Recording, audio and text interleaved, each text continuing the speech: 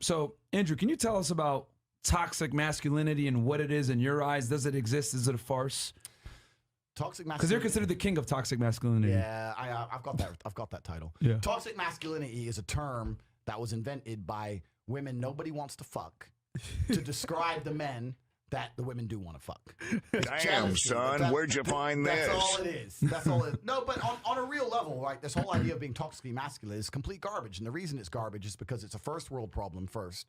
Because when you put males and females in survival situations, or the closer they are to a survival situation, the quicker they're going to revert to their gender roles. If you put a whole bunch of men and a whole bunch of women, you strand them on a desert island, the men would start having to build things and fight off the animals, and the women would start farming and whatever the women would do, right? Exactly. Yeah? So when shit hits the fan, everyone reverts to their natural gender roles. So if you live in a country like Romania or Russia or a country that's poor, the closer it is to survival, the lower the economic prosperity of the country, the closer people are to their natural gender role. So Russian men are masculine, Russian females are feminine.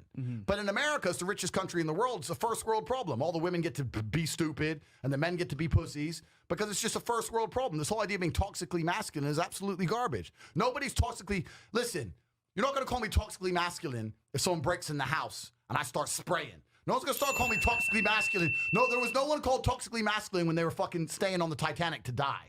Right? The whole thing is garbage, and it's just by women who are bitter and jealous, trying to insult and demonize men for being natural to their instinct.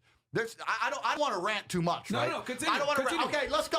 Let's go. Hear this. The world we live in today tries very, very hard to refuse a man his natural instincts as a man. Yeah. And this is done on purpose. This is not done on accident. There's no war on men on accident.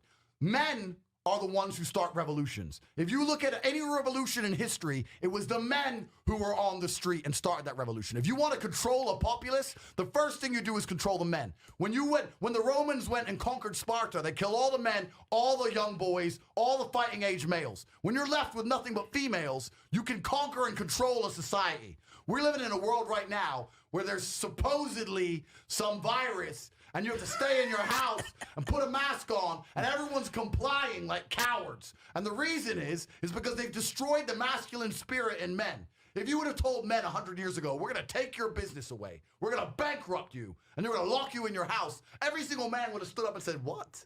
Who are you? You ain't listening to us. The people who are in charge of the world want to control the population, and the easiest way to do that is to remove the warriors from the populace. Facts. That's all it's about. So when men try and act in a masculine way, they're toxically masculine. They demonize us. And then another way they do is they try and shame us. Shame is another tactic.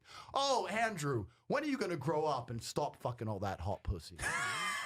Grow up. Who hurt you? Yeah, who like, hurt you? Who Yeah. hurt your feeling? I'm enjoying my life. Right? I'm enjoying my life. Like, and I enjoy the company. I'm not saying I can't be loyal if I have a girlfriend, of course. But also, if I'm single and I don't want to be loyal, I'm a full-grown man. I can make my own choices, right? Yep. Why should I be demonized or shamed for that? But they don't want that. They want men. We are the backbone of every economy. Facts. They want us to be worker ants. Facts. They want us to be semi-depressed with no fighting spirit to resist against the tyranny.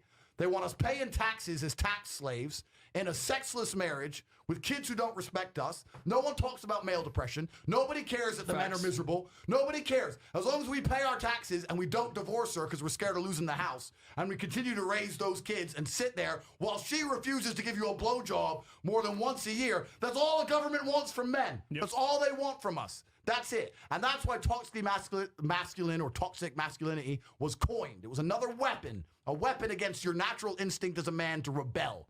That's what it's all about. Bro, Don DeMarco. Now you guys know why we have him on the show. Good shot from Fuck Tate. yeah, man. Good shot from Tate. Good shot there from Tate. Boom.